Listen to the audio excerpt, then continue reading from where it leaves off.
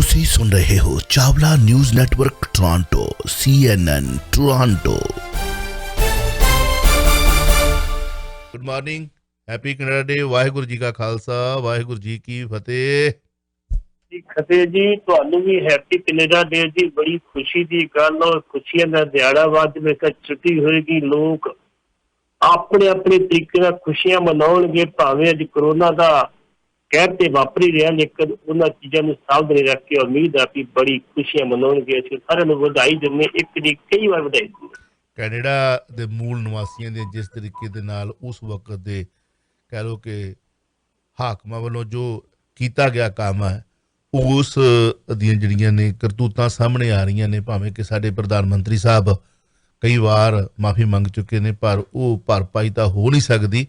ਅਤੇ ਉਸ ਸੰਦਰਭ ਦੇ ਵਿੱਚ ਉਹਨਾਂ ਵੱਲੋਂ ਜਿਹੜਾ ਹੈ ਮਾਫੀ ਮੰਗੀ ਗਈ ਹੈ। ਅਤੇ ਇੱਥੇ ਅੱਜ ਉਸ ਤਰੀਕੇ ਦੇ ਨਾਲ ਅਸੀਂ ਕੈਨੇਡਾ ਡੇ ਨਹੀਂ ਮਨਾ ਰਹੇ, ਨਾ ਮਨਾਉਣ ਨੂੰ ਦਿਲ ਕੀਤਾ ਜਾ ਰਿਹਾ ਕਿਸੇ ਦਾ, ਕਿ ਇਹ ਲਾਸ਼ਾਂ ਜਿਹੜੀਆਂ ਨੇ ਮਿਲ ਰਹੀਆਂ ਨੇ, ਅਤੇ ਜਿਹਦੇ ਨਾਲ ਦੁਨੀਆ ਭਰ ਦੇ ਵਿੱਚ ਸਾਡੇ ਪਿਆਰੇ ਵਤਨ, ਸੋਹਣੇ ਵਤਨ, ਸਾਡੀ ਜਿੰਦ ਜਾਨ ਆਨ ਮਾਨ ਸ਼ਾਨ ਕੈਨੇਡਾ ਦੀ ਹੇਠੀ ਹੋ ਰਹੀ ਹੈ। ਅੱਜ ਰਾਸ਼ਟਰੀ ਝੰਡਾ ਵੀ ਚੁੱਕਿਆ ਹੋਇਆ ਹੈ। ਸੋ ਆਓ ਆਪਾਂ ਅੱਗੇ ਵਧਦੇ ਹਾਂ। ਸਾਡਾ ਧਰਮ, ਸਾਡਾ ਇਸ਼ਟ ਗੁਰੂ ਗ੍ਰੰਥ ਸਾਹਿਬ, ਉਹਦੀ ਸ਼ਰੇਆਮ ਉੱਥੇ ਜਿਹੜੀ ਹੈ ਬੇਅਦਬੀ ਕੀਤੀ ਗਈ। ਜੋ ਕੁਝ ਮੁੜ ਕੇ ਹੋਇਆ, ਬਰਗਾੜੀ ਕਾਂਡ ਤੁਹਾਨੂੰ ਪਤਾ ਹੈ।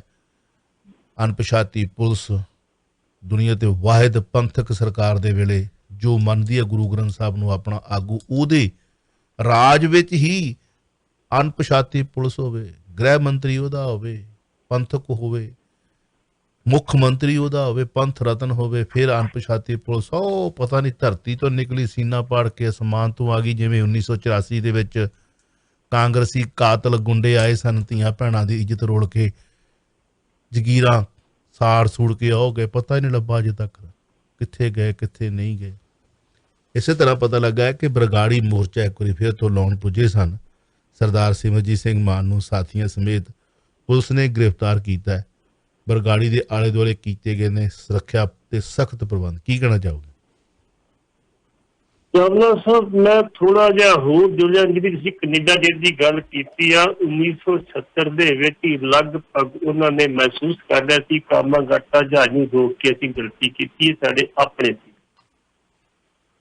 ਤੇ ਵੱਡੇ ਟਰੂਡੋ ਸਾਹਿਬ ਦੇ ਵੱਲੋਂ ਸਾਨੂੰ ਰਾਹ ਦਈਏ ਖੁੱਲੇ ਨਾਲ ਦਿੱਤੀਆਂ ਸੀ, ਖਾਸ ਕਰਕੇ ਪੰਜਾਬੀਆਂ ਨੂੰ ਸਿੱਖਾਂ ਦਿੱਤੀਆਂ ਸੀ। ਆਓ ਜੀ ਨੂੰ ਤੁਹਾਨੂੰ ਗਲੇ ਲੱਗ ਕੇ ਬਣਾਂਗੇ।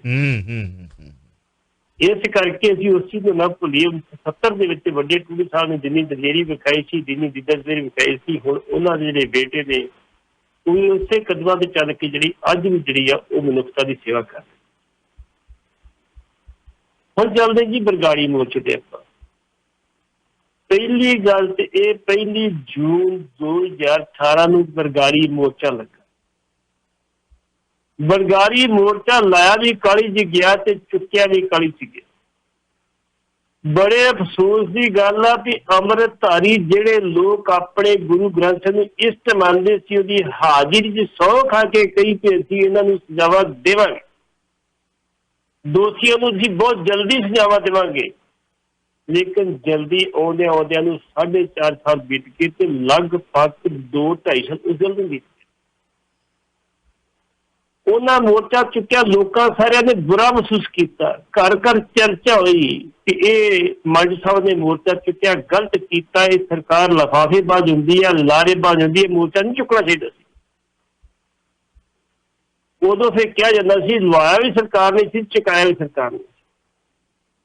ਹੁਣ ਮੋਰਚਾ ਫਿਰ ਲਾਉਣ ਦਾ ਅਨਾਊਂਸ ਕੀਤਾ ਸੀ ਵੀ ਜੇ ਇਨਸਾਫ 30 ਜੂਨ ਤੱਕ ਨਾ ਮਿਲਿਆ ਤੇ 1 ਜੁਲਾਈ ਨੂੰ ਅਸੀਂ ਮੋਰਚਾ ਸ਼ੁਰੂ ਕਰਾਂਗੇ। ਤੇ ਅੱਜ ਫਿਰ ਮਾਨ ਸਾਹਿਬ ਤੇ ਉਹਨਾਂ ਦੇ ਸਾਥੀ ਇੱਥੇ ਮੌਕੇ ਤੇ ਪੁੱਜੇ, ਲੇਕਿਨ ਵੱਡੀ ਗਿਣਤੀ 'ਚ ਪੁਲਿਸ, 40 ਰਸਤੇ ਜਿਹੜੇ ਉਸ ਪਾਸੋਂ ਆਉਂਦੇ ਸੀ, ਛੋਟੇ ਮੋਟੇ ਆਉਂਦੇ ਸੀ, ਕੋਈ ਸੜਕ ਆਉਂਦੀ ਸੀ, ਕੋਈ ਪੈਹ ਆਉਂਦਾ ਸੀ, ਕੋਈ ਪਗਡੰਡੀ ਆਉਂਦੀ ਸੀ, ਸਾਡੇ ਪੁਲਿਸ ਲਗਾ ਦਿੱਤੀ ਕੋਈ ਆਵੇ। ਲੇਕਿਨ ਫਿਰ ਵੀ ਕੁਛ ਲੋਕ ਪੁੱਜੇ ਜਿਨ੍ਹਾਂ ਨੇ ਉੱਥੇ ਜਾ ਕੇ ਨਾਅਰੇਬਾਜ਼ੀ ਕੀਤੀ, ਸ਼ੁਰੂ ਕੀਤੀ, ਆਪਣਾ ਮੋਰਚਾ ਸ਼ੁਰੂ ਕੀਤਾ। ਤੇ ਉਹਨਾਂ ਨੂੰ ਸਰਦਾਰ ਮਾਨ ਨੂੰ ਜਿਹੜਾ ਸੀ ਉਹਨਾਂ ਨੇ ਗ੍ਰਿਫਤਾਰ ਕਰ ਲਿਆ। ਉਹਨਾਂ ਦੇ 15-20 ਸਾਥੀ ਜਿਨ੍ਹਾਂ ਨੇ ਵਿਰੋਧ ਕੀਤਾ ਉਹਨਾਂ ਨੂੰ ਗ੍ਰਿਫਤਾਰ ਕਰ ਗਿਆ ਤੇ ਗ੍ਰਿਫਤਾਰ ਕਰਕੇ ਉਹਨਾਂ ਨੂੰ ਫਰੀਦਕੋਟ ਲੈ ਗਏ। ਹੁਣ ਵੇਖੋ, ਕਹਿੰਦੇ ਵੀ ਤੁਹਾਨੂੰ ਪੁੱਛਣਾ ਹੀ ਮੈਂ ਤਾਂ ਰੋਣ ਵੀ ਨਹੀਂ ਦੇਣਾ। ਜੇ ਕਿਤੇ ਸਾਡੇ ਇਨਸਾਫ ਨਹੀਂ ਮਿਲਿਆ ਤਾਂ ਤੁਹਾਨੂੰ ਰੋਲ ਤਾਂ ਲੈਂਦੇ, ਘੱਟੋ ਘੱਟ ਅਸੀਂ ਆਪਣੀ ਗੱਲ ਤੇ ਕਰ ਲਈਏ, ਅਸੀਂ ਆਮ ਲੋਕਾਂ ਨੂੰ ਦੱਸ ਦਈਏ। ਪਬਲਿਕ ਨੂੰ ਦੱਸਦੀ ਹੈ, ਲੋਕਾਂ ਨੂੰ ਦੱਸਦੀ ਸਾਡੇ ਨਾਲ ਬੇਇਨਸਾਫੀ ਹੋ ਰਹੀ ਹੈ ਜੀ, ਉਹ ਵੀ ਨਹੀਂ ਕਰਨ ਦੇਣੀ। ਤੇ ਫਿਰ ਇਹ ਸਭ ਕਹਿ ਸਕਦੇ ਆ ਕਿ ਘੱਟ ਕੈਪਟਨ ਸਾਹਿਬ ਵੀ ਨਹੀਂ, ਕੈਪਟਨ ਸਾਹਿਬ ਦੀ ਇੱਕ ਸਿੱਕੇ ਦੇ ਦੋ ਪਹਿਲੂ ਨੇ।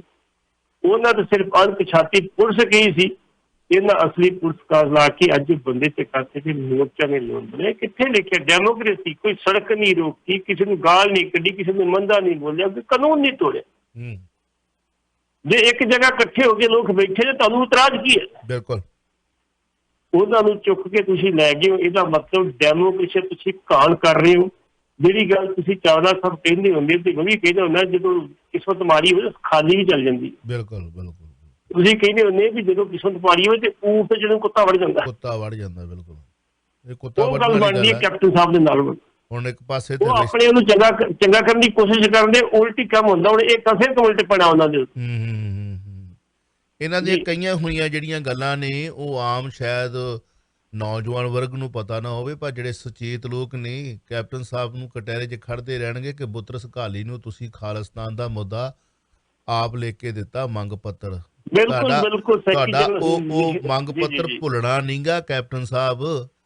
ਆਹ ਗੱਲਾਂ ਹੀ ਆ। ਜੇ ਅਸੀਂ 97 ਦੇ ਵਿੱਚ ਮੈਂ ਇਹਨਾਂ ਨਾਲ ਇੰਟਰਵਿਊ ਕੀਤੀ ਸੀ, ਤੇ ਜੇ ਮੈਂ ਇਸ ਤਰ੍ਹਾਂ ਦੀ ਲੇਪਾ ਪੋਚੀ ਕਰਕੇ ਇਹਨਾਂ ਕੋਲ ਜਿਹੜੇ ਮਰਜ਼ੀ ਕੰਮ ਕਰਾ ਲੈਂਦਾ, ਦੋ ਗੱਡੀਆਂ ਅੱਗੇ ਮੇਰੇ ਵੀ ਹੋਣੀਆਂ, ਪਿੱਛੇ ਹੋਣੀ, ਵਿਚਕਾਰ ਚਾਵਲਾ ਜੀ ਬੈਠੇ ਹੋਣੇ ਸੀ, ਤੇ ਲਾਂਤਾਂ ਦਾ ਟੋਕਰਾ ਪਤਾ ਕਿੰਨਾ ਮਿਲਣਾ ਸੀਗਾ? 4 ਬੰਦਿਆਂ 'ਚ ਨਹੀਂ ਬਹਿ ਸਕਦਾ, ਭੈਣ ਭਰਾਵਾਂ 'ਚ ਨਹੀਂ ਬਹਿ ਸਕਦਾ। ਪਰ ਲਾਂਤਾਂ ਦੇ ਟੋਕਰਿਆਂ ਵਾਲਿਆਂ ਨਾਲ ਵੱਡੇ ਵੱਡੇ ਜਿਹੜੇ ਨੇ ਉਹ ਲਾਂਤਾਂ ਖੱਟਣ ਵਾਲੇ ਬਹਿੰਦੇ ਨੇ, ਉਹਨਾਂ ਨੂੰ ਘਰਾਂ 'ਚ ਵੀ ਸੱਦਦੇ ਨੇ। ਹਾਂ, ਇਹਦੀ ਬੜੀ ਚੱਲਦੀ ਆ, ਲੱਖ ਲਾਂਤਾਂ ਇਹੋ ਜਿਹੇ ਚੱਲਣ ਦੇ ਜਿਹੜੀ ਤੁਸੀਂ ਜੁਰਤ ਨਾਲ ਗੱਲ ਨਹੀਂ ਕਰ ਸਕਦੇ। ਤੇ ਦੁਰ ਫਿੱਟੇ ਮੂੰਹ ਉਹਨਾਂ ਦੇ ਜਿਹੜੇ ਇਹਨਾਂ ਲੋਕਾਂ ਨਾਲ ਤੁਰੇ ਫਿਰਦੇ ਨੇ ਤੇ ਇਹਨਾਂ ਨੂੰ ਸ਼ਹਿ ਦਿੰਦੇ ਨੇ, ਬਹਾਉਂਦੇ ਨੇ, ਜਿਹੜੇ ਇਹੋ ਜਿਹੀਆਂ ਸਰਕਾਰਾਂ ਦੇ ਨਾਲ ਮਤਲਬ ਕਹਿੰਦੇ ਨੇ ਕਿ ਸਾਡੀ ਬੜੀ ਚੱਲਦੀ ਹੈ। ਚਲਾ ਸਕਦੇ ਸੀ ਅਸੀਂ, ਸਾਨੂੰ ਪਤਾ ਆਹ ਗੱਲਾਂ ਅਸੀਂ ਕਹਿਣੀਆਂ ਨੇ, ਤੇ ਤਾਂ ਹੀ ਕਹਿਣੀਆਂ ਜੇ ਅਸੀਂ ਕਾਣੇ ਨਹੀਂ ਆ। ਤੇ ਬੁੱਤਰਸ ਘਾਲੀ ਨੂੰ ਦਿੱਤਾ ਹੋਇਆ ਮੰਗ ਪੱਤਰ ਭੁੱਲਣਾ ਨਹੀਂ। ਦੂਜੇ ਪਾਸੇ ਡਾਂਗ ਵੜਾਉਣ ਲੱਗਿਆ ਇਹ ਤਾਂ ਵੇਖ ਲੈਂਦੇ ਕਿ ਮਹਾਰਾਣੀ ਪਰਨੀਤ ਕੌਰ ਦੇ ਜਿਸ ਕੁੱਖੋਂ ਜੰਮੀ ਆ, ਉਸੋਂ ਹੀ ਕੁੱਖੋਂ ਜੰਮੀ ਹੋਈ ਇੱਕ ਹੋਰ ਧੀ ਸਰਦਾਰ ਸਿਮਰਜੀਤ ਸਿੰਘ ਮਾਨ ਹੋਣਾ ਦੇ ਗ੍ਰਹਿ ਵਿਖੇ ਵੀ ਹੈ। ਸਾਂਢੂ ਦਾ ਰਿਸ਼ਤਾ ਤੇ ਵੇਖ ਲੈਂਦੇ, ਉਹ ਵੀ ਨਹੀਂ ਵੇਖਿਆ। ਹਾਂਜੀ, ਸਾਂਢੂ ਦੇ ਰਾਜ ਵਿੱਚ ਸਾਂਢੂ ਕੁੱਟਿਆ ਗਿਆ। ਇਹ ਬੜਾ ਪਿਆਰਾ ਰਿਸ਼ਤਾ, ਤੇ ਬੜਾ ਕਹਿੰਦੇ ਕਿ ਬੜਾ ਇੱਕ ਹੋਰ ਤਰ੍ਹਾਂ ਦਾ ਰਿਸ਼ਤਾ ਵੀ ਹੈਗਾ। ਭਈ ਨਹੀਂ ਬਈ, ਹੁਣ ਕਾਬੂ ਆਇਆ ਤੇ ਨਾ ਕਰਦੇ ਆ ਗੱਲ, ਅੰਦਰ ਭਾਵੇਂ ਕਿਉਂ ਖਿਚੜੀ ਹੋਣ। ਦੂਜੇ ਪਾਸੇ ਪੰਥ ਦਰਦੀ ਜਿਹੜੇ ਨੇ, ਮੈਨੂੰ ਲੱਗਦਾ ਕਿ ਹੁਣ ਫੇਰ ਉੱਠਣਗੇ, ਇਹ ਮੋਰਚਾ ਲੱਗੂਗਾ, ਇਹ ਖਾਲੀ ਨਹੀਂ ਜਾਊਗਾ। ਤੁਸੀਂ ਦੇਖਿਓ ਸਹੀ ਕੀ ਹੁੰਦਾ ਹੁਣ। ਭਾਈ ਪੰਥਪ੍ਰੀਤ, ਭਾਈ ਰਣਜੀਤ ਸਿੰਘ ਕਾਲੀ ਰਾਤੀ ਕਰਦੇ ਪਏ ਸਾਂ ਵੀ ਇੱਥੋਂ ਸ਼ੁਰੂ ਕਰਾਂਗੇ। ਢੱਡੀਆਂ ਵਾਲਿਆਂ ਸਮੇਤ 20 ਵਿਅਕਤੀਆਂ ਦੇ ਕੋਲੋਂ ਸਿੱਟ ਕਰੇਗੀ ਪੁੱਛ ਪੜਤਾਲ। ਕੀ ਕਹਿਣਾ ਚਾਹੋ? ਤੁਹਾਨੂੰ ਪਤਾ ਹੋਏਗਾ ਜੀ, ਜਦੋਂ ਬੇਅਦਬੀ 12 ਅਕਤੂਬਰ 2015 ਨੂੰ ਹੁੰਦੀ ਹੈ, ਗੁਰੂ ਸਾਹਿਬ ਦੇ ਅੰਗ ਜਿਹੜੇ ਉਹ ਗਲੀਆਂ 'ਚ ਖਿਲਾਰੇ ਜਾਂਦੇ ਆ, ਨਾਲੀਆਂ 'ਚ ਸੁੱਟੇ ਜਾਂਦੇ ਆ, ਉਸ ਟਾਈਮ ਤੇ ਪੰਥ ਦਰਦੀਆਂ ਦਾ ਜਿਹੜਾ ਦਰਦ ਛਲਕਣਾ ਯਕੀਨੀ। ਵੱਖ-ਵੱਖ ਪੰਥਕ ਜਥੇਬੰਦੀਆਂ ਦੇ ਲੋਕ ਉੱਥੇ ਪੁੱਜੇ, ਆਗੂ ਪੁੱਜੇ। ਭਾਈ ਰਣਜੀਤ ਸਿੰਘ ਢੱਡਰੀਆਂ ਵਾਲੇ ਵੀ ਪੁੱਜੇ, ਪੰਥਪ੍ਰੀਤ ਵੀ ਪੁੱਜੇ, ਸ਼ਾਇਦ ਮਾਝੀ ਵੀ ਪੁੱਜੇ, ਕੇਵਲ ਸਿੰਘ ਯਾਨੀ ਕੇਵਲ ਸਿੰਘ ਸਾਬਕਾ ਜੈਸਰ ਉਹ ਵੀ ਪੁੱਜੇ, ਹੋਰ ਵੀ ਬੜੀਆਂ ਸ਼ਖਸੀਅਤਾਂ ਪੁੱਜੀਆਂ। ਉਹਨਾਂ ਇੱਕ ਸਾਈਡ ਤੇ ਬੈਠ ਕੇ ਰੋਜ਼ ਧਰਨਾ ਸ਼ੁਰੂ ਕਰ ਦਿੱਤਾ, ਭਾਈ ਵੇਖੋ ਸਾਨੂੰ ਇਨਸਾਫ ਚਾਹੀਦਾ, ਇਹ ਬੰਦੇ ਫੜੋ ਜਿਨ੍ਹਾਂ ਨੇ ਬੇਅਦਬੀ ਕੀਤੀ ਹੈ। ਤੇ ਸਾਡੀ ਪੰਥਕ ਸਰਕਾਰ ਨੇ ਕੀ ਕੀਤਾ? ਉਹਨਾਂ ਨੂੰ ਕੀ ਫੜਨਾ ਸੀ? ਉੱਥੇ ਵੋਟਾਂ ਖਰਾਬ ਹੁੰਦੀਆਂ ਸੀਗੀਆਂ। ਉਹਨਾਂ ਕਹਿੰਦਾ ਸਾਡਾ ਕੁਝ ਹੀ ਲੜਾ ਸੀ। ਸਵੇਰ ਦਾ ਟਾਈਮ ਸੀ ਜਦੋਂ ਨਿਤਨੇਮ ਕਰ ਰਹੇ ਸੀ, ਸਾਰੇ ਪਾਠ ਕਰ ਰਹੇ ਸੀਗੇ। ਕਿਹਾ ਵੀ ਗਿਆ ਪੁਲਿਸ ਅਧਿਕਾਰੀ ਨੂੰ, ਭਾਈ ਸਾਨੂੰ 10 ਮਿੰਟ ਦੇ ਦਿਓ, ਅਸੀਂ ਆਪਣਾ ਨਿਤਨੇਮ ਕਰ ਲਈਏ, ਮੁੜ ਕੇ ਜਿੱਦਾਂ ਕੋ ਕਰ ਲਾਂਗੇ ਆਪਾਂ। ਲੇਕਿਨ ਉਹਨਾਂ ਇੱਕ ਨਹੀਂ ਸੁਣੀ। ਜਿਹੜਾ ਟੈਂਟ ਸੀ ਉਹ ਪਾੜ ਦਿੱਤਾ, ਉੱਥੇ ਗੰਦੇ ਪਾਣੀ ਦੀਆਂ ਬਛਾੜਾਂ ਮਾਰੀਆਂ, ਲਾਠੀ ਚਾਰਜ ਕੀਤਾ। ਰਣਜੀਤ ਸਿੰਘ ਢੱਡੀ ਉਹਨੇ ਧੂ ਕੇ ਗੱਡੀ ਸੁੱਟਣ ਦੀ ਵੀਡੀਓ ਚੱਕੀ ਹੋਏਗੀ। ਪੰਥਪ੍ਰੀਤ ਨੂੰ ਜਿਹੜੀ ਸੁੱਟਿਆ ਗਿਆ, ਉਹਦੀ ਪੱਗ ਲਾਈ ਗਈ, ਵੀ ਸਾਰੀ ਵੀਡੀਓ ਚੱਕੀ ਹੈਗੀ। ਕੇਵਲ ਸਿੰਘ ਨੂੰ ਧੱਕੇ ਮਾਰੇ ਗਏ। ਕਿੱਧਰ ਦੀ ਇਨਸਾਫ, ਕਿੱਧਰ ਦੀ ਅਕਾਲੀ ਸਰਕਾਰ ਸੀ, ਕਿੱਧਰ ਦੀ ਪੰਥਕ ਸਰਕਾਰ ਸੀ? ਕਹਿ ਕੀ ਰਿਹਾ ਸੀ? ਸਿਰਫ ਇਹੋ ਹੀ ਵੀ ਜਿਹੜੇ ਆਹ ਬੇਅਦਬੀ ਹੋਈ ਹੈ, ਇਹਨਾਂ ਦੋਸ਼ੀਆਂ ਨੂੰ ਫੜੋ, ਇਹਨਾਂ ਨੂੰ ਗ੍ਰਿਫਤਾਰ ਕਰੋ। ਜੇ ਤੁਸੀਂ ਉੱਥੇ ਜਿਹੜੀ ਉਹ ਚੈਕਿੰਗ ਕਰਾਈ ਬਰਗਾੜੀ ਪਿੰਡ ਦੀ, ਅੱਧੇ ਜੀ ਕਰਾ ਕੇ ਬਾਕੀ ਛੱਡਤੀ। ਕਿਹਦਾ ਫੋਨ ਆਇਆ ਸੀ ਉਦੋਂ? ਕਿਹਨੇ ਫੋਨ ਕੀਤਾ ਸੀ ਉਦੋਂ? ਇਸ ਕਰਕੇ ਉਸ ਕੇਸ ਦੇ ਵਿੱਚ 150 ਬੰਦਿਆਂ ਦੇ ਖਿਲਾਫ ਪਰਚਾ ਦਰਜ ਕੀਤਾ ਬਕਾਇਦਾ ਤੌਰ ਤੇ ਸਰਕਾਰ ਨੇ। ਅਸੀਂ ਕਹਿੰਦੇ ਬਾਈਬਲ ਕਲਾਂ ਤੇ ਜਿਹੜੇ ਕੋਟਕਪੂਰਾ ਗੋਲੀ ਚੱਲੀ ਹੈ, ਇਹਨਾਂ 150 ਬੰਦਿਆਂ ਦੇ ਇਹਨਾਂ ਸੰਤਾਂ ਮਹਾਤਮਾ ਦੇ ਖਿਲਾਫ ਜਿਹੜੀ ਪਰਚਾ ਦਰਜ ਕੀਤਾ ਇਹਨਾਂ ਨੇ। ਇੱਕ ਪਾਸੇ ਅਣਪਛਾਤੀ ਪੁਲਿਸ, ਇੱਕ ਪਾਸੇ ਅਣਪਛਾਤੀ ਪੁਲਿਸ ਤੇ 150 ਬੰਦਿਆਂ ਤੇ ਪੰਜਾਬ ਪੁਲਿਸ ਕੇਸ ਦਰਜ ਕਰਦੀ। ਵੇਖੋ ਲੋੜਾ ਰੱਬ ਦਾ, ਮਾਰਿਆ ਵੀ ਕੁੱਟਿਆ ਵੀ, ਰੋਣ ਵੀ ਨਹੀਂ ਦਿੱਤਾ। ਇੱਕੋ ਥਾਲੀ ਦੇ ਚੱਟੇ ਵੱਟੇ ਇਹ ਕਹਾਵਤਾਂ ਹੁੰਦੀਆਂ ਨੇ, ਉਹਨਾਂ ਨੂੰ ਛੱਡ ਦਿਓ, ਇਹਨਾਂ ਨੂੰ ਛੱਡ ਦਿਓ। ਉਹ ਸਿੱਧੂ ਦੇ ਕਹਿਣ ਵਾਂਗੂ ਕਿ 25-75 ਵਾਲੀ ਖੇਡ ਹੁੰਦੀ ਹੈ, ਕੁਰਸੀ ਬਦਲਦੀ ਹੈ। ਤੇ ਜੇ ਉਹਨਾਂ ਨੇ ਕੁੱਟਿਆ ਸੀ ਤੇ ਅੱਜ ਇਹਨਾਂ ਨੇ ਕਿਹੜੀ ਘੱਟ ਕੀਤੀ ਹੈ? ਸਿਰਫ ਕੁਰਸੀ ਚਾਹੀਦੀ ਹੈ, ਕੁਰਸੀ ਚਾਹੀਦੀ ਹੈ, ਬਿਲਕੁਲ ਕੁਰਸੀ ਚਾਹੀਦੀ ਹੈ, ਕੁਰਸੀ, ਹੋਰ ਕੁਝ ਨਹੀਂ। ਘੱਟੋ ਘੱਟ ਤੁਹਾਨੂੰ ਮੈਂ ਕਿਹਾ ਕੀ ਆ ਭਾਜੀ, 4.5 ਸਾਲ ਬੀਤ ਗਏ, ਅਜੇ ਤੱਕ ਇਨਸਾਫ ਨਹੀਂ ਮਿਲਿਆ। ਗਾਂ ਇਨਸਾਫ ਮਿਲਦੀ ਆਸ ਕੋਈ ਨਹੀਂ। ਸਾਨੂੰ ਆਪਣਾ ਮੋਰਚਾ ਸ਼ੁਰੂ ਕਰ ਲੈਣ ਦਿਓ ਜੀ। ਸਾਡਾ ਸ਼ਾਂਤਮਈ ਮੋਰਚਾ ਵਾ। ਸਾਡੇ ਅਕਾਲੀ ਦਲ ਦੇ ਜਾਂ ਸਿੱਖਾਂ ਦੇ ਇਤਿਹਾਸ ਵਿੱਚ ਪਹਿਲਾ ਮੋਰਚਾ ਸੀ। 1 ਜੂਨ ਤੋਂ ਲੈ ਕੇ ਤੇ ਸ਼ਾਇਦ ਦਸੰਬਰ ਸੀ, 12 ਦਸੰਬਰ ਕਿ ਨਵੰਬਰ ਸੀਗਾ ਜਿਹੜਾ 6 ਮਹੀਨੇ ਚੱਲਿਆ। ਉਹ ਮੋਰਚਾ ਜਿਹੜਾ ਚੱਲਿਆ ਬਿਲਕੁਲ ਸ਼ਾਂਤਮਈ ਚੱਲਿਆ। ਪਹਿਲਾ ਮੋਰਚਾ ਜਿੱਥੇ ਨਾ ਲਾਠੀ ਚਾਰਜ ਹੋਇਆ, ਨਾ ਗੋਲੀ ਚੱਲੀ, ਨਾ ਕੋਈ ਗੱਲਬਾਤ ਕੀਤੀ। ਤੇ ਲੋਕ ਸੰਗਤਾਂ ਨੂੰ ਪਤਾ ਲੱਗ ਗਿਆ ਸੀ ਕਿ ਅਸੀਂ ਮੋਰਚਾ ਕਿਵੇਂ ਲਾਉਣਾ, ਕਿਵੇਂ ਕੰਮ ਕਰਨਾ। ਪਹਿਲਾ ਮੋਰਚਾ ਸੀ, ਭਾਵੇਂ ਕਿਸੇ ਵੀ ਸੰਦਰਭ ਚ ਖਤਮ ਹੋਇਆ ਉਹ ਵੱਖਰੀ ਗੱਲ ਹੈਗੀ ਆ, ਲੇਕਿਨ 150 ਬੰਦਿਆਂ ਦੇ ਖਿਲਾਫ ਤੁਸੀਂ ਪਰਚਾ ਦਰਜ ਕਰ ਰਹੇ ਹੋ। ਉਹਦੇ ਵਿੱਚ ਸ਼ਖਸੀਅਤਾਂ, ਧਾਰਮਿਕ ਆਗੂ ਜਿਨ੍ਹਾਂ ਕਿਸੇ ਦੀ ਕੁੱਤੇ ਨੂੰ ਸੁੱਟਾ ਨਹੀਂ ਮਾਰਿਆ, ਉਹਨਾਂ ਖਿਲਾਫ ਮੁਕੱਦਮਾ ਦਰਜ ਕਰ ਰਹੇ ਹੋ। ਹੁਣ ਜਿਹੜੀ ਨਵੀਂ ਸਿੱਟ ਆਈ ਹੈ ਉਹਨੇ ਠੀਕ ਕੀਤਾ। ਜਿਹੜੀ ਕੋਟਕਪੂਰਾ ਗਾਂਡ ਵਾਲੀ ਜਿਹੜੀ ਰਿਟ ਜਿਹੜੀ ਹੈਗੀ ਸੀ, ਆਪਣੀ ਉਹ ਜਾਂਚ ਜਿਹੜੀ ਸੀ, ਰਿਪੋਰਟ ਸੀ, ਉਹ ਖਾਰਜ ਕਿਉਂ ਹੋਈ ਸੀ? ਇਸੇ ਕਰਕੇ ਖਾਰਜ ਹੋਈ ਸੀ ਵੀ ਇਹ ਜਾਂਚ ਜਿਹੜੀ ਕੋਰਟ ਨੇ ਨਹੀਂ ਸੀ ਕੀਤੀ। ਇਹ ਸਿੱਟ ਨੇ ਇਹਨਾਂ ਨੂੰ ਬੁਲਾਇਆ, ਭਾਈ ਤੁਸੀਂ ਹੁਣ 2 ਤਰੀਕ ਨੂੰ ਆਓ। ਇਹ ਕਰੀਬ ਮੇਰੇ ਖਿਆਲ 13 ਤੋਂ ਲੈ ਕੇ 20 ਤੱਕ ਬੰਦੇ ਹੈਗੇ ਜਿਹਨਾਂ ਨੂੰ ਬੁਲਾਇਆ ਗਿਆ। ਉਹਦੇ ਵਿੱਚ ਇਹ ਬੰਦੇ ਪੰਥਪ੍ਰੀਤ ਤੋਂ ਰਹੀ ਹੈ, ਭਾਈ ਰਣਜੀਤ ਸਿੰਘ ਢੱਡਰੀਆਂ ਵਾਲੇ ਨੇ, ਹੋਰ ਜਿਹੜੇ ਪੰਥਕ ਸ਼ਖਸੀਅਤਾਂ ਉਹ ਹੈਗੀਆਂ ਨੇ। ਉਹਨਾਂ ਨੇ ਕਿਹਾ ਤੁਸੀਂ ਵੀ ਆਪਣੇ ਬਿਆਨ ਨੋਟ ਕਰੋ। ਉਦੋਂ ਕੀ ਹੋਇਆ ਸੀ ਜੀ ਵੀ ਤਾਂ ਕਿ ਇਹ ਰਿਪੋਰਟ ਖਾਰਜ ਨਾ ਹੋ ਸਕੇ, ਇਹਦੇ ਵਿੱਚ ਵੀ ਜਿਹੜਾ ਪਤਾ ਲੱਗ ਸਕੇ ਵੀ ਅਸਲੀਅਤ ਕੀ ਸੀ। ਉਦੋਂ ਆਪਣੇ ਬਿਆਨ ਨੋਟ ਕਰਾਉਣਗੇ ਵੀ ਕੀ ਅੱਗੇ ਨਹੀਂ। ਲੇਕਿਨ ਅਫਸੋਸ ਇਸ ਗੱਲ ਦਾ ਚਾਵਲਾ ਸਾਹਿਬ, ਇਹ ਲੋਕ ਉਸ ਦਿਨ ਤੋਂ ਬਾਅਦ ਬਿਲਕੁਲ ਲੱਭੇ ਹੀ ਉਸ ਮੋਰਚੇ ਦੇ ਵਿੱਚ ਕਿਤੇ ਵੀ ਨਹੀਂ ਲੱਭੇ। ਬਿਲਕੁਲ।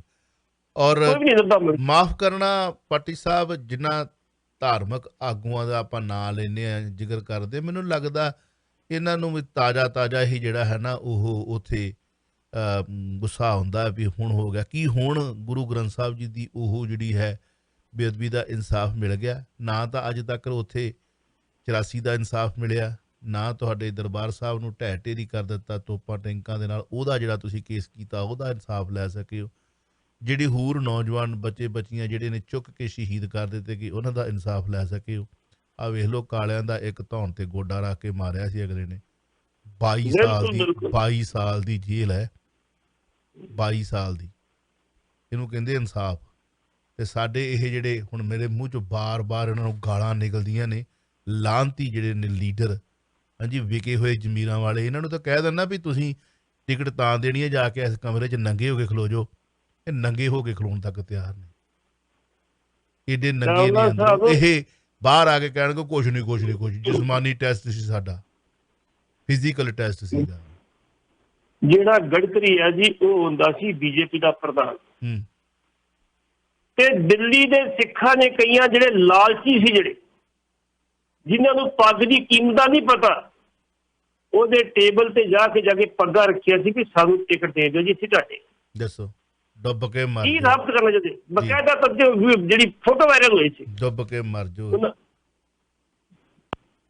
ਇਹ ਆ ਕੌਮ ਕਾਹਦੀ ਸਿੱਖੀ ਚ ਕੀ ਫਿਰਦੇ ਤੁਸੀਂ? ਇਹ ਆ ਕੌਮ ਦੇ ਆਗੂ, ਹਾਂਜੀ, ਪੈਰਾਂ ਥੱਲੇ ਬਟੇਰੇ ਆਏ, ਹੋਰ ਕੀ ਆ।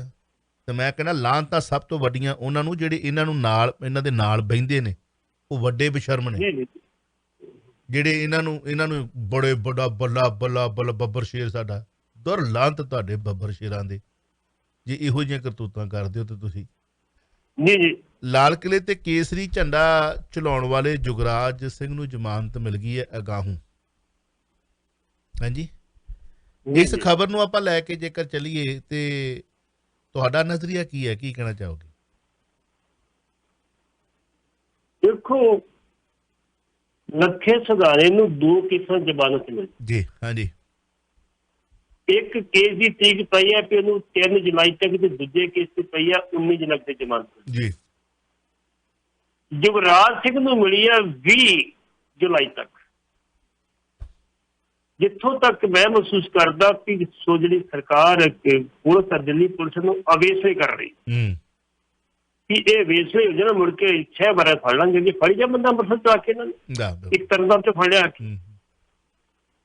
ਇਸ ਕਰਕੇ ਪੁਲਿਸ ਦੀ ਕੰਸੈਂਟ ਤੋਂ ਬਗੈਰ ਜਿਹੜੀ ਜ਼ਮਾਨਤ ਮਿਲਣੀ ਮੁਸ਼ਕਲ ਹੁੰਦੀ। ਅਗਾਊਂ ਜ਼ਮਾਨਤ ਮਿਲੀ ਐਂਟੀਸਿਪੇਟਰੀ ਬਿੱਲ ਦੇ ਨਾਲ।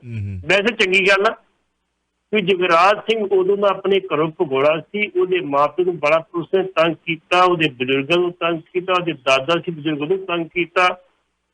ਲੇਕਿਨ ਜਦੋਂ ਨਹੀਂ ਕੁਛ ਲੱਭਾ ਤੇ ਫਿਰ ਚੁੱਪ ਕਰਕੇ ਬੈਠ ਗਏ, ਕਿਉਂਕਿ ਜੇ ਪੰਜਾਬ 'ਚ ਰਾਜ ਹੈਗਾ ਸੀ ਕਾਂਗਰਸ ਤੇ ਉੱਥੇ ਹੈਗੀ ਸੀ ਸਰਕਾਰ, ਪੁਲਿਸ ਹੈਗੀ ਸੀ ਦਿੱਲੀ ਦੀ ਬੀਜੇਪੀ ਦੀ, ਥੋੜਾ ਫਰਕ ਪੈ ਗਿਆ। ਜੀ ਜੀ ਜੀ। ਤੇ ਜੇ ਸਾਡੀ ਸੀ ਭਰਾਵਾਂ ਨਹੀਂ ਹੁੰਦੀ ਤੇ ਫਿਰ ਤੇ ਨਾਪ ਚੁੱਕ ਕੇ ਫਿਰ ਛੱਡੋਣੇ ਲੈ ਜਾਓ, ਬੰਦਾ ਤੇ ਦੇ ਦਿੰਦੇ ਸੀ ਕੋਈ ਗੱਲ।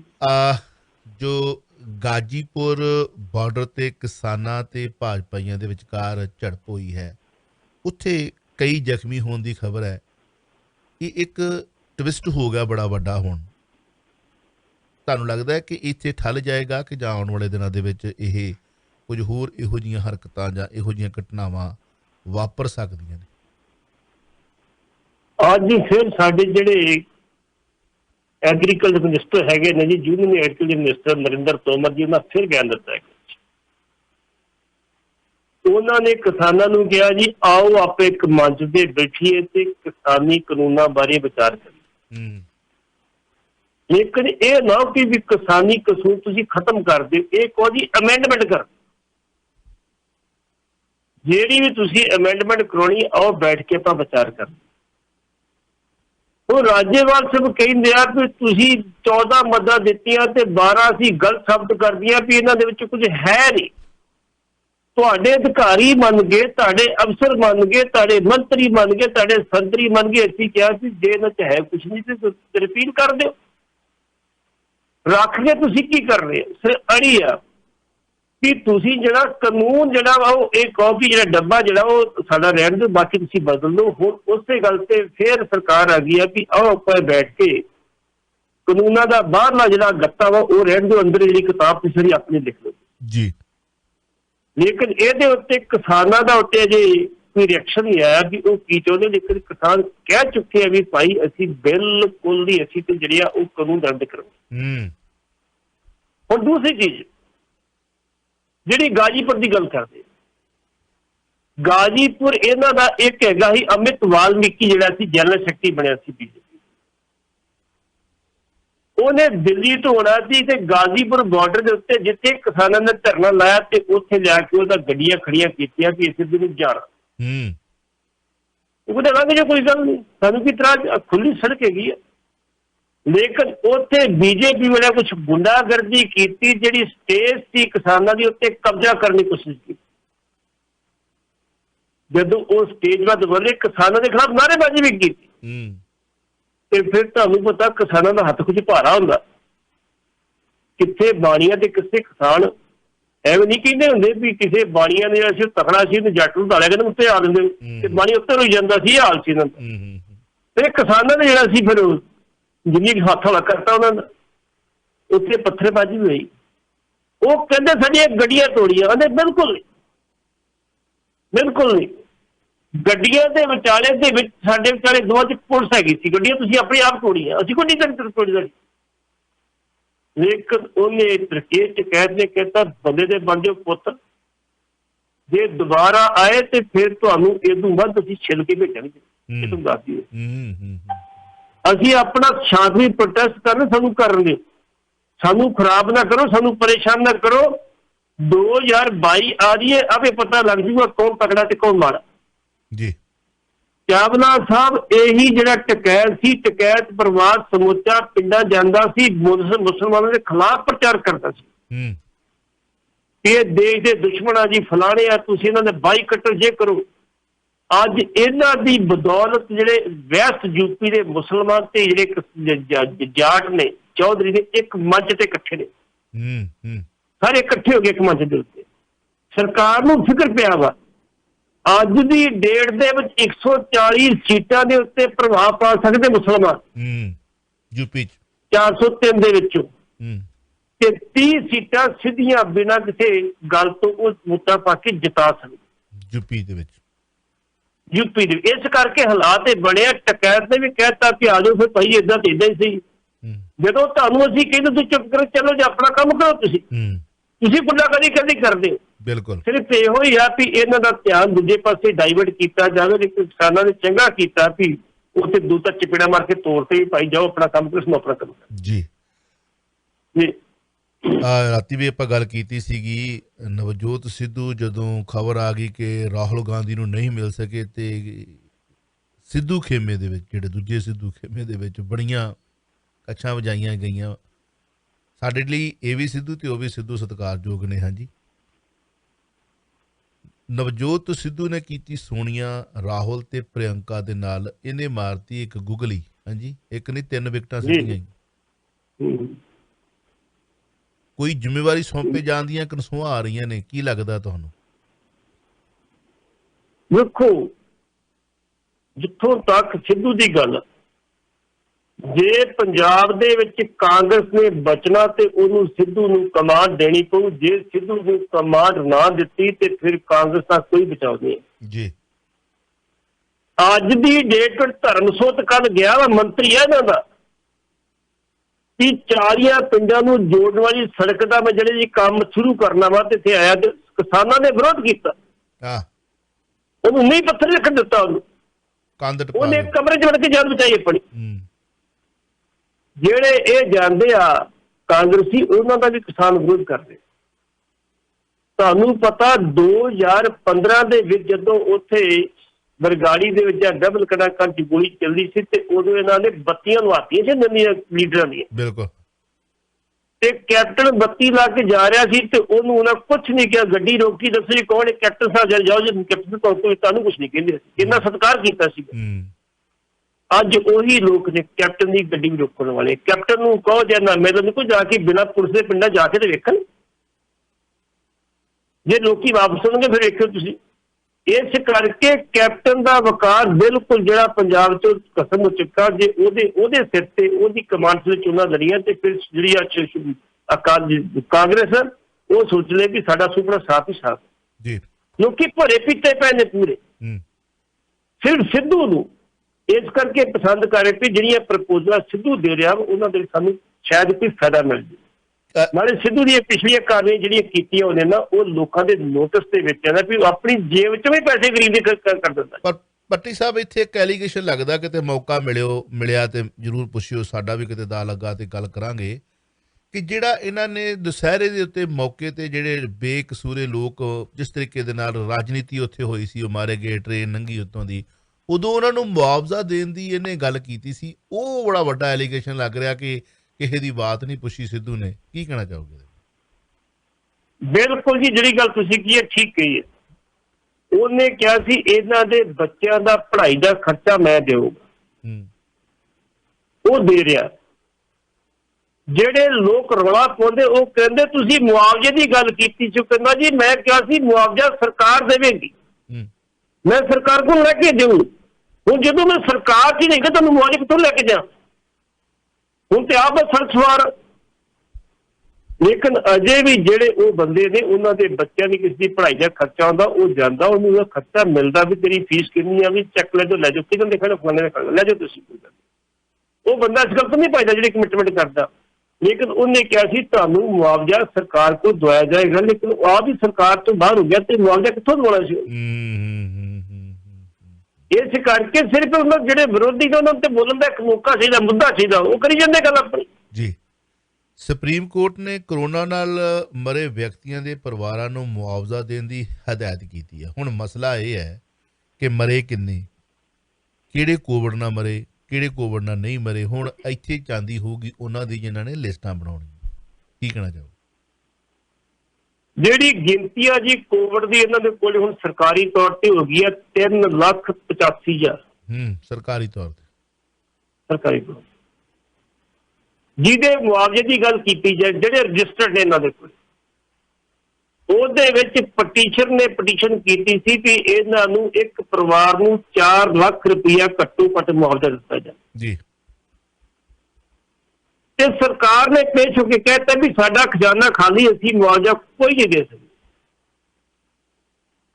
ਤੇ ਪਟੀਸ਼ਨ ਨੇ ਕਿਹਾ ਸੀ ਪ੍ਰਧਾਨ ਮੰਤਰੀ ਰਾਹਤ ਫੰਡ ਜਿਹੜਾ ਵਾ ਉਹ ਕੁਦਰਤੀ ਆਫਤਾਂ ਵਾਸਤੇ ਹੁੰਦਾ ਵਾ।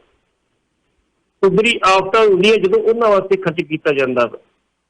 ਜੇ ਤੁਸੀਂ ਭੁਚਾਲ ਆਉਣ ਦੇ ਉੱਤੇ ਤੇ ਹੜ੍ਹ ਆਉਣ ਦੇ ਉੱਤੇ ਉਹਦੇ ਚ ਤੁਸੀਂ ਹੈਲਪ ਕਰ ਸਕਦੇ ਹੋ ਤੇ ਫਿਰ ਕਰੋਨਾ ਤੇ ਨਹੀਂ ਕਿਉਂ ਨਹੀਂ ਕਰ ਸਕਦੇ? ਉਹਨਾਂ ਕਦੀ ਇੱਥੇ ਨਹੀਂ ਕਰ ਸਕਦੇ। ਉਹਦੇ ਵਿੱਚ ਸਰਕਾਰ ਨੇ ਆਪਣਾ ਪੱਖ ਰੱਖਤਾ, ਪਟੀਸ਼ਨ ਨੇ ਆਪਣਾ ਰੱਖ ਦਿੱਤਾ ਤੇ ਸੁਪਰੀਮ ਕੋਰਟ ਨੇ ਆਪਣਾ ਫੈਸਲਾ ਰਾਖਵਾ ਰੱਖ ਲਿਆ ਜੀ।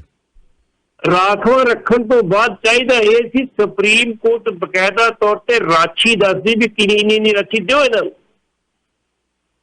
ਸੁਪਰੀਮ ਕੋਰਟ ਨੇ ਗੋਲ-ਮੋਲ ਉਹਦਾ ਆਰਡਰ ਕੀਤਾ ਵਾ, ਹਦਾਇਤ ਕੀਤੀ ਆ ਵੀ ਕੇਂਦਰ ਨੂੰ ਭਾਈ ਇਹਨਾਂ ਨੂੰ ਮੁਆਵਜ਼ਾ ਦਿਓ।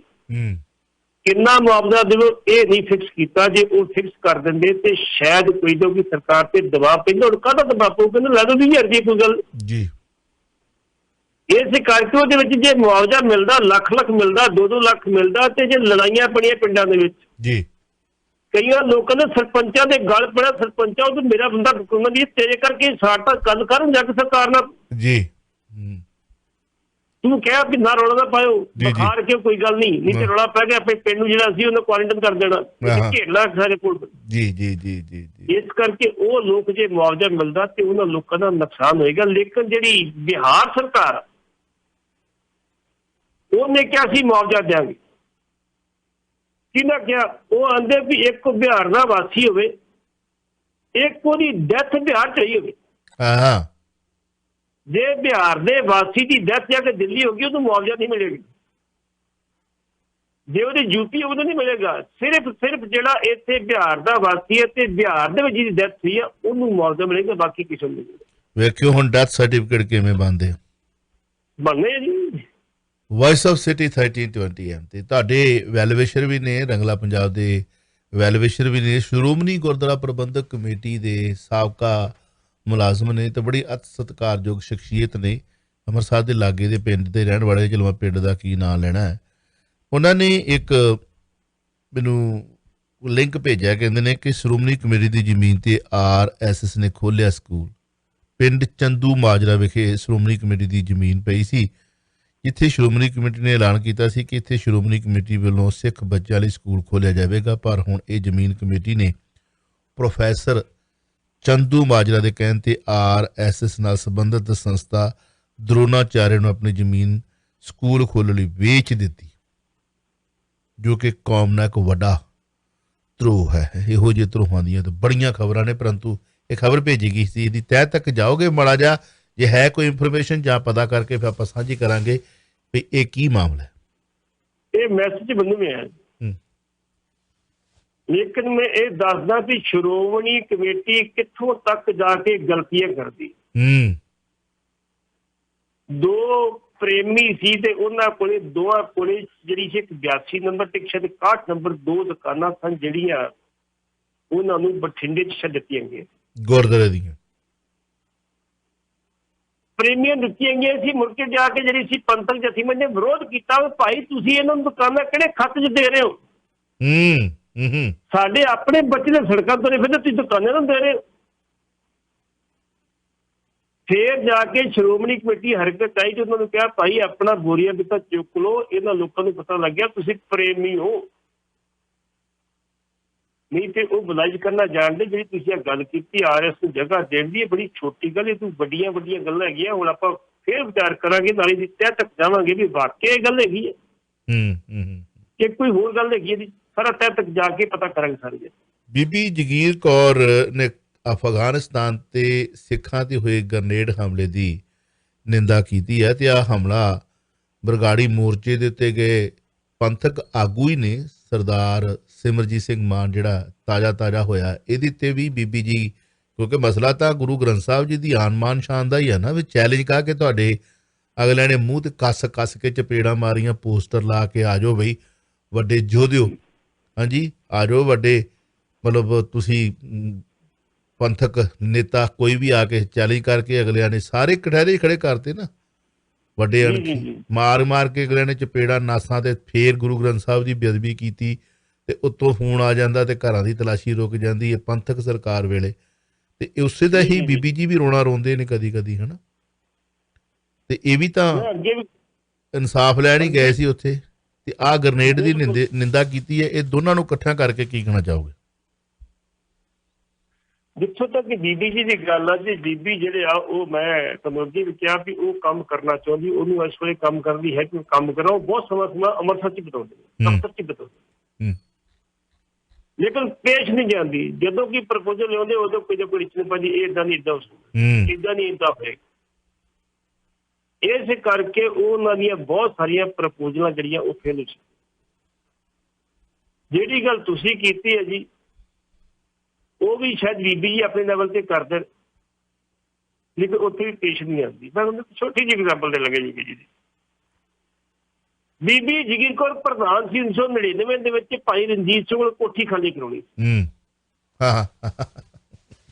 ਇੱਕ ਪੱਤਰਕਾਰ ਸਾਡਾ ਹੈਗਾ ਸੀ, RS ਦਾ ਬੰਦਾ ਸੀ ਬੇਸਿਕਲੀ ਉਹ, ਤੇ ਉਹਨੇ ਜਦੋਂ ਪ੍ਰੈਸ ਕਾਨਫਰੰਸ ਹੋਣੀ ਤੇ ਉਹਨੇ ਬਾਰ-ਬਾਰ ਕਹਿਣਾ, ਬੀਬੀ ਜੀ ਭਾਈ ਰਣਜੀਤ ਸਿੰਘ ਕੋਠੀ ਕਦੋਂ ਖਾਲੀ ਕਰਾ ਰਹੇ, ਕੋਠੀ ਕਦੋਂ ਖਾਲੀ ਕਰਾ ਰਹੇ। ਇੱਕ ਦਿਨ ਬੀਬੀ ਮੂਡ 'ਚ ਬੈਠੀ ਸੀ, ਪ੍ਰੈਸ ਕਾਨਫਰੰਸ ਦੇ ਵਿੱਚ ਚੱਲਦੀ ਚੁੱਕਿਆ ਉਹਨੇ, ਜਦੋਂ ਸਵਾਲ ਪੁੱਛਿਆ ਕਿ ਨਹੀਂ ਪੰਡਤਾ ਗੱਲ ਸੁਣ, ਜਿੱਡੀ ਵੱਡੀ ਦੀ ਕੁਰਬਾਨੀ ਹੈ ਨਾ, ਇੱਕ ਨਹੀਂ ਮੈਂ 10 ਕੋਠੀਆਂ ਲੈ ਕੇ ਦੇ ਸਕਦੀ ਹਾਂ, ਤੂੰ ਖਾਲੀ ਕਰਾਉਣ ਦੀ ਗੱਲ ਕਰਦਾ। ਉਸ ਬੰਦੇ ਨੂੰ ਕਿ ਗੱਲ ਨਹੀਂ ਸੀ ਆਈ। ਬੀਬੀ ਇਹੋ ਜਿਹੀ ਗੱਲ ਕਰਨ ਵਾਲੀ ਹੈਗੀ, ਲੇਕਿਨ ਪੇਸ਼ ਨਹੀਂ ਜਾਂਦੀ। ਜਿਹਦੀ ਪੇਸ਼ ਜਾਂਦੀ ਕਰੀਏ ਸੀ ਕਿ ਪ੍ਰਧਾਨਗੀ ਬਣ ਗਈ, ਉਹ ਵੀ ਧੱਕੇ ਨਾ ਬਣੀ। ਜਦੋਂ ਨੇ ਕਿਹਾ ਜੀ ਵੇਖੋ ਜੀ ਮੈਂ ਇਹਨੂੰ ਪ੍ਰਧਾਨ ਨਹੀਂ ਬਣਾਇਆ, ਚੁੱਕੋ ਮੇਰੀ ਇਸਤੀ ਕਲੀ ਦੀ ਪ੍ਰਧਾਨ, ਮਜਬੂਰੀ ਵਸ ਪ੍ਰਧਾਨ ਬਣਾਇਆ ਸੀ, ਜਿਹਦੇ ਪ੍ਰਧਾਨ ਬਣਨਾ ਸੀ ਰਜਿੰਦਰ ਸਿੰਘ ਧਾਮੀ ਨੇ। ਫਿਰ ਉਹਨੂੰ ਐਡਜਸਟ ਕਰਕੇ ਚੀਫ ਸੈਕਟਰੀ ਲਾਇਆ, ਲੈ ਵੀ ਤੈਨੂੰ ਐਡਜਸਟ ਪੂਰਾ ਕਰ ਦੇ, ਚੀਫ ਸੈਕਟਰੀ ਲਾਣੇ ਚੱਲੇ। ਇਸ ਕਰਕੇ ਬੀਬੀ ਦੀ ਚਾਹੁੰਦੀ ਕਰੇ। ਵੇਖ ਲਓ ਨਵਾਬ ਕਪੂਰ ਸਿੰਘ ਵਰਗੇ ਦੀਆਂ ਰੂਹਾਂ ਤੇ ਰੋਂਦੀਆਂ ਹੋਣੀਆਂ। ਬਿਲਕੁਲ ਜੀ, ਬਿਲਕੁਲ। ਉਸ ਵਕਤ ਦੇ ਉਹ ਜਿਹੜੇ ਯੋਧੇ ਸੂਰਬੀਰ ਬਹਾਦਰ ਜ਼ਕਰੀਆ ਖਾਨ ਦੀ ਨਵਾਬੀ ਨੂੰ ਠੋਕਰਾਂ ਮਾਰਦੀਆਂ। ਕਹਿੰਦੇ ਗੁਰੂ ਘਰ ਦੇ ਤਬੇਲੇ ਦੇ ਵਿੱਚ ਸੇਵਾ ਕਰਦਾ ਸੀ, ਲੰਗਰਾਂ 'ਚ ਸੇਵਾ ਕਰਦਾ ਸੀਗਾ ਤੇ ਨਵਾਬ ਬਣਾ ਦਿੱਤਾ। ਉਹਨੇ ਕਿਹਾ ਨਵਾਬੀ ਨਹੀਂ ਲੈਣੀ, ਮੈਂ ਠੋਕਰ ਮਾਰਦਾ। ਪਰ ਪਤਾ ਨਹੀਂ ਉਹ ਦੁੱਧ 'ਚ ਕਾਂਜੀ ਇਹੋ ਜਿਹੀ ਪਾ ਗਿਆ ਜ਼ਕਰੀਆ ਖਾਂ ਵੀ ਉਦੋਂ ਬਾਅਦ ਨਵਾਬੀਆਂ ਲੈਣ ਲਈ ਇਹਨਾਂ ਨੇ ਵੇਖ ਲਓ ਕਿਹੜਾ ਘਟੀਆਪਨ ਨਹੀਂ ਕੀਤਾ ਹੋਣਾ ਯਾਰ, ਕਿਹੜਾ। ਮੈਂ ਹੁਣੇ ਗੱਲ ਕਰਕੇ ਹਟਿਆ ਨਾ ਵੀ ਹੁਣ ਕਹਿਣਗੇ ਉਹ ਨਹੀਂ ਤਾਂ ਫਿਜ਼ੀਕਲ ਟੈਸਟ ਸੀਗਾ ਵੈਸੇ ਹੀ ਕੋਡਿਆ ਹੁਣ ਤੱਕ। ਕਿਹੜਾ ਕਿਹੜਾ ਕਿਹੜਾ ਕਿਹੜਾ ਪਾਪੜ ਨਹੀਂ ਇਹਨਾਂ ਨੇ ਵੇਲਿਆ ਵੀ ਸਾਨੂੰ ਕਿਸੇ ਨਾ ਕਿਸੇ ਤਰੀਕੇ ਦੇ ਨਾਲ ਆਹ ਅਹੁਦਾ ਮਿਲ ਜੇ, ਉਹ ਅਹੁਦਾ ਮਿਲ ਜੇ, ਆਹ ਹੋ ਜੇ, ਉਹ ਹੋ ਜੇ। ਉਹ ਜੋਗਾ ਸਿੰਘ ਜੋਗੀ ਵਾਲੀ ਤੁਸੀਂ ਮੈਂ ਕਈ ਵਾਰੀ ਕਹਾਣੀ ਸੁਣਾਈ, ਉਹ 100 ਹੱਥ ਰੱਸਾ ਸਿਰੇ ਤੇ ਗੰਢ, ਬੜੀਆਂ ਚਪੇੜਾਂ ਕਰਾਰੀਆਂ ਮਾਰੀਆਂ ਭਲਿਆਂ ਵੇਲਿਆਂ ਦੇ ਵਿੱਚ। ਭਾਈ ਮਾਹ ਸਿੰਘ ਬਦਾਵਾ ਪਾੜਨ ਵਾਲੀ ਕਹਾਣੀ ਸੁਣਾਈ ਹੈ ਨਾ ਤੁਹਾਨੂੰ ਮੈਂ। ਜੀ ਅਸ਼ਕੇ ਗੁਰੂ ਗੋਬਿੰਦ ਸਿੰਘ ਕਲਗੀਧਰ ਪਿਤਾ, ਉਹ ਟਿੱਬੀ ਸਾਹਿਬ ਆ ਗਏ ਉੱਥੇ, ਭਾਈ ਮਾਹ ਸਿੰਘ ਦਾ ਰੱਖਿਆ ਪੱਟ ਤੇ ਸਿਰ, ਮੰਗਲਾ ਪਈ। ਉਹ ਕਹਿੰਦਾ ਵੀ ਜੋਗਾ ਸਿੰਘ ਬੜੀ ਕਰਾਰੀ ਗੱਲ ਕਰਦੇ ਨੇ। ਉਹ ਕਹਿੰਦੇ ਜੇ ਅੱਜ ਦਾ ਨੇਤਾ ਹੁੰਦਾ, ਅੱਜ ਦਾ ਜਥੇਦਾਰ ਹੁੰਦਾ, ਉਹਨੇ ਕਹਿਣਾ ਕਲਗੀਆਂ ਵਾਲਿਆ ਜਾਨ ਬਖਸ਼ ਦੇ ਤੇ ਪੰਜਾਬ ਦਾ ਮੁੱਖ ਮੰਤਰੀ ਬਣਾ ਦੇ। ਮੁੱਖ ਮੰਤਰੀ ਬਖਸ਼ ਦੇ, ਬਿਲਕੁਲ ਠੀਕ ਹੈ, ਠੀਕ ਗੱਲ ਹੈ ਜੀ। ਉਹਨੇ ਕਹਿਣਾ ਅੱਜ ਦਾ ਵੇਖੋ ਕਿੱਡੀ ਵੱਡੀ ਗੱਲ ਆ, ਅੱਜ ਦਾ ਜਥੇਦਾਰ ਹੁੰਦਾ, ਉਹਨੇ ਕਹਿਣਾ ਜਾਨ ਬਖਸ਼ ਦੇ, ਪੰਜਾਬ ਦਾ ਮੁੱਖ ਮੰਤਰੀ ਬਣਾਵੇ, ਕੌਮ ਜਾਵੇ ਠੱਠੇ ਖੂਹ ਦੇ ਵਿੱਚ, ਬਦਾਵਾ ਪਾਰਨਾ ਹੀ ਪਾਰ, ਨਹੀਂ ਪਾੜਨਾ ਨਾ ਪਾੜ, ਮੇਰੀ ਜਾਨ ਬਖਸ਼ ਦੇ ਤੇ ਮੈਨੂੰ ਅਸ਼ਕੇ ਪੰਜਾਬ ਦਾ ਮੁੱਖ ਮੰਤਰੀ ਬਣਾ ਦੇ। 100 ਹੱਥ ਰੱਸਾ ਸਿਰੇ ਤੇ ਗੰਢ। ਇਸ ਸਮੁੰਦਰ ਨੂੰ ਕੁੱਜੇ 'ਚ ਬੰਦ ਕਰਕੇ ਜੋਗਾ ਸਿੰਘ ਜੋਗੀ ਵਰਗੀਆਂ ਸ਼ਖਸੀਅਤਾਂ ਨੇ ਇਹੋ ਜਿਹੀਆਂ ਕਰਾਰੀਆਂ ਚਪੇੜਾਂ ਨਾਲ ਲਾਂਤੀ ਜਿਹੜੇ ਸੋ ਕਾਲਡ ਵਿਖਾਵੇ ਦੇ ਜਥੇਦਾਰ ਨੇ ਉਹਨਾਂ ਨੂੰ ਮਾਰੀਆਂ ਨੇ। ਤੇ ਇਹ ਸਿਰਫ ਜਥੇਦਾਰੀਆਂ ਦੀ ਖਾਤਰ ਕੁਛ ਵੀ ਕਰਨ ਨੂੰ ਤਿਆਰ ਹੈ, ਅੰਦਰੋਂ ਭਾਵੇਂ ਇਹਨਾਂ ਨੂੰ ਊੜਾ ਐੜਾ ਨਾ ਹੁੰਦਾ ਹੋਵੇ। ਭੱਟੀ ਸਾਹਿਬ ਵੈਦਰ ਕਿਹੋ ਜਿਹਾ ਇੱਥੇ? ਕਹਿੰਦੇ ਕਾਫੀ ਗਰਮੀ ਪੈ ਰਹੀ, ਸਾਡੇ ਤਾਂ ਕੈਨੇਡਾ ਦੇ ਵਿੱਚ ਗਰਮੀ ਕਾਫੀ ਪੈ ਰਹੀ ਹੈ, ਹੁਮਸ ਜਿਹਾ ਕਰਕੇ ਜਿਹੜਾ ਹੋਰ ਤਰ੍ਹਾਂ ਦਾ ਮੌਸਮ ਲੱਗ ਰਿਹਾ ਵਾ, ਜਿਹੜਾ ਤੁਹਾਡੇ ਕੱਪੜੇ ਕੁੱਪੜੇ ਜਿਹੜੇ ਨਾ ਪਿਚ ਜੇ ਕਰਦੇ ਅੰਦਰੋਂ ਨਾ ਬਹੁਤ ਹੁੰਦਾ ਵਾ। ਏਸੀ ਵੀ ਅਜੇ ਜਿੰਨੀ ਚਾਹੀਦੀ ਸੀ ਉਨੀ ਉਹ ਠੰਡਕ ਨਹੀਂ ਦੇ ਰਹੇ, ਕਿਉਂਕਿ ਗਰਮੀ ਜ਼ਿਆਦਾ ਪੈਣੀ ਸ਼ੁਰੂ ਹੋ ਗਈ। ਮਾਸਕ ਮੂਸਕ ਲਾ ਛੱਡੇ ਜੇ ਕਿ ਪਾਉਂਦੇ ਜੇ?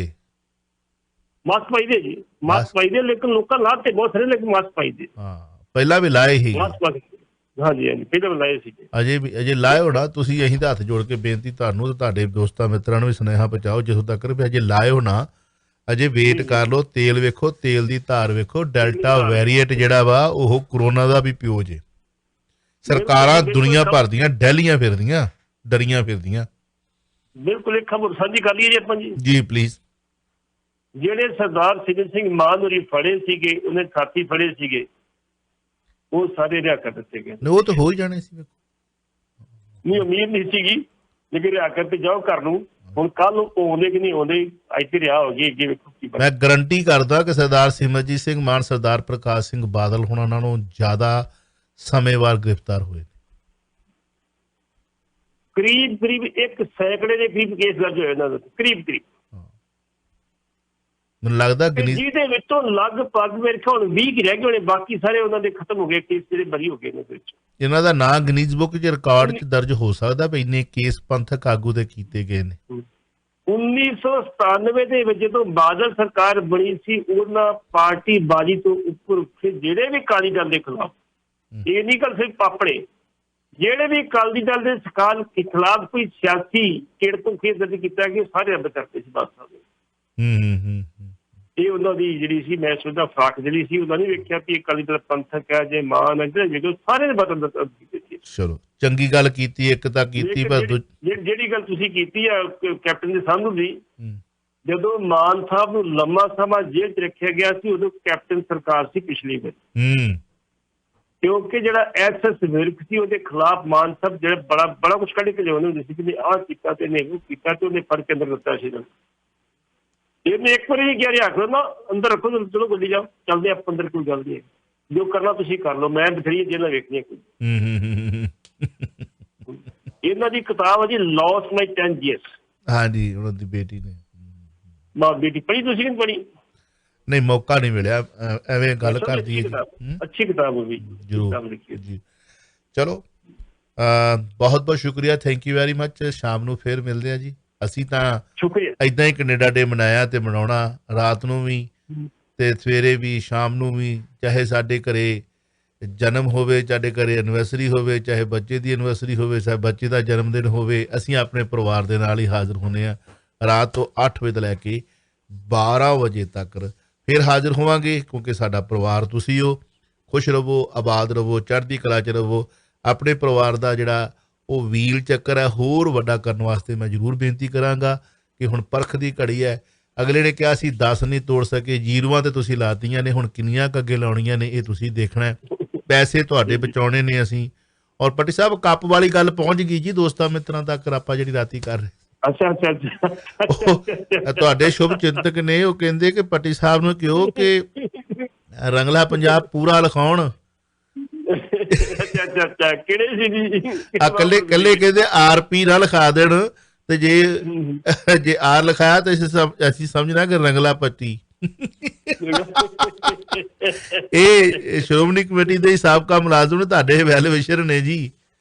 ਹਾਂਜੀ, ਹੁਣੇ ਹੀ ਫੋਨ ਆਇਆ ਉਹਨਾਂ ਦਾ, ਕਹਿੰਦੇ ਜੀ ਪੱਟੀ ਸਾਹਿਬ ਨਾਲ ਗੱਲਬਾਤ ਕਰਨੀ ਹੋਵੇ, ਮੈਂ ਕਿਹਾ ਤੁਸੀਂ WhatsApp ਤੇ ਕਾਲ ਕਰ ਸਕਦੇ ਹੋ ਜੀ, ਜਦੋਂ ਮਰਜ਼ੀ ਕੋਈ ਵੀ ਸਵਾਲ ਕਰੋ ਜੀ। ਸਦਕੇ ਸੁਣ ਰਹੇ ਹੋਣਗੇ, ਦੇਖ ਰਹੇ ਹੋਣਗੇ, ਉਹਨਾਂ ਨੂੰ ਵੀ ਸਤਿ ਸ੍ਰੀ ਅਕਾਲ ਜੀ। ਵਾਹਿਗੁਰੂ ਜੀ ਕਾ ਖਾਲਸਾ, ਵਾਹਿਗੁਰੂ ਜੀ ਕੀ ਫਤਿਹ ਉਹਨਾਂ ਨੂੰ।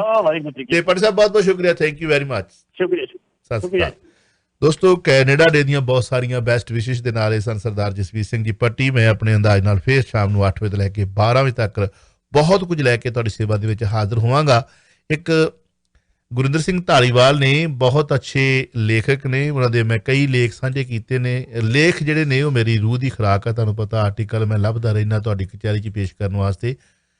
ਕਾਲਾਂ ਆਉਣ ਚਾਹੇ ਨਾ ਆਉਣ, ਇੱਕ ਦਿਨ ਤਾਂ ਮੁੱਲ ਪਊਗਾ। ਕੈਨੇਡਾ ਡੇ ਦੇ ਜਸ਼ਨ ਮਨਾਈਏ ਜਾਂ ਮੂਲ ਵਾਸੀ ਬੱਚਿਆਂ ਦਾ ਮਾਤਮ ਮਨਾਈਏ। ਡਾਕਟਰ ਗੁਰਵਿੰਦਰ ਸਿੰਘ ਉਹਨਾਂ ਨਾਲ ਕੋਸ਼ਿਸ਼ ਵੀ ਕਰਾਂਗਾ ਮੈਂ, ਜੇ ਗੱਲਬਾਤ ਹੋ ਸਕੀ ਉਹਨਾਂ ਨੂੰ ਕੈਨੇਡਾ ਡੇ ਦੇ ਮੌਕੇ 'ਤੇ ਉਹਨਾਂ ਦਾ ਪਹਿਲਾ ਆਰਟੀਕਲ ਮੈਂ ਸਾਂਝਾ ਕਰਾਂਗਾ ਲਾਈਵ TV 'ਤੇ ਵੀ ਤੇ ਰੇਡੀਓ 'ਤੇ ਵੀ। ਸੁਣਨਾ ਤੇ ਦੇਖਣਾ ਜ਼ਰੂਰ। IPTV ਬਾਕਸ ਦੀ ਸਰਵਿਸ ਲੈਣੀ ਹੈ, ਆਪਣੇ ਪੈਸੇ ਬਚਾਉਣਾ ਚਾਹੁੰਦੇ ਹੋ, ਆਪਣੇ ਪਰਿਵਾਰਾਂ ਦੇ ਪੈਸੇ ਬਚਾਉਣਾ ਚਾਹੁੰਦੇ ਹੋ ਬਾਈ, $15 ਦੇ ਵਿੱਚੋਂ 50% ਆਫ ਹੈ। ਤੇ ਫਿਲਮਾਂ, ਚਲਚਿੱਤਰ, ਡਰਾਮੇ, ਸੀਰੀਅਲ ਉਹੀ ਜੋ ਤੁਸੀਂ ਦੇਖਦੇ ਹੋ, ਸਰਵਿਸ ਵੀ ਉਹੀ। ਹੁਣ ਤੁਸੀਂ ਫਾਇਦਾ ਕਰਨਾ, ਨਹੀਂ ਕਰਨਾ ਤੁਹਾਡੀ ਖੁਸ਼ੀ। 60 ਦਿੰਦੇ ਹੋ, 20 ਦਿੰਦੇ ਹੋ ਤਾਂ 60% ਆਫ, 12 ਦਿੰਦੇ ਹੋ ਤਾਂ ਵੀ ਸੇਵਿੰਗ, 10 ਦਿੰਦੇ ਹੋ ਤਾਂ ਵੀ ਸੇਵਿੰਗ। ਹੁਣ ਕਰਨੀ ਹੈ ਨਹੀਂ ਕਰਨੀ ਤੁਹਾਡੀ ਖੁਸ਼ੀ।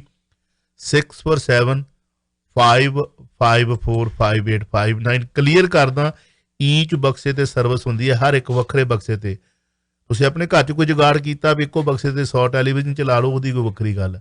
ਪਰ ਵੱਖਰੇ ਵੱਖਰੇ ਕਮਰਿਆਂ 'ਚ ਜੇਕਰ ਤੁਸੀਂ ਬਾਕਸ ਲਾਉਣਾ ਤਾਂ ਉਹਦੀ ਵੱਖਰੀ ਸਰਵਿਸ। ਇੰਨੇ ਭੋਲੇ ਨੇ ਸਾਡੇ ਕਈ ਵੀਰ ਭੈਣ ਭਰਾ। ਬਕਸਾ ਤੁਹਾਡਾ ਜੇ ਤੁਹਾਡੇ ਕੋਲ ਹੈ ਨਵਾਂ ਪੁਰਾਣਾ, ਸਰਵਿਸ ਉੱਥੇ ਤੇ ਮਿਲ ਜਾਵੇਗੀ। ਇੱਥੇ ਲੈ ਕੇ ਵੀ ਆਉਣ ਦੀ ਲੋੜ ਨਹੀਂ। ਅਸੀਂ ਤੁਹਾਡੀ ਫੋਟੋ ਖਿੱਚ ਕੇ ਭੇਜੀ ਹੋਈ ਉਹਨੂੰ ਆਪਣੇ ਸਿਸਟਮ ਸੈੱਟ ਕਰਕੇ ਤੁਹਾਨੂੰ ਕੁਝ ਇੰਸਟਰਕਸ਼ਨ ਭੇਜਾਂਗੇ। ਜੇ ਤੁਸੀਂ ਸੈੱਟ ਨਹੀਂ ਕਰ ਸਕੋਗੇ ਅਸੀਂ ਵੀਡੀਓ ਕਾਲ ਦੇ ਰਾਹੀਂ ਕਰਵਾ ਦਿੰਦੇ ਹਾਂ। 6475545859 647 554 5859 64755455859 41655455859। ਕੈਨੇਡਾ ਦੇ ਦੀਆਂ ਬਹੁਤ ਸਾਰੀਆਂ ਸ਼ੁਭ ਕਾਮਨਾਵਾਂ ਦੇ ਨਾਲ ਭੁੱਲਾਂ ਚੁੱਕਾਂ ਦੀ ਮਾਫੀ। ਰੱਬ ਰਾਖਾ। ਸਤਿ ਸ੍ਰੀ ਅਕਾਲ। ਤੁਸੀਂ ਸੁਣ ਰਹੇ ਹੋ Chawla news network Toronto CNN Toronto.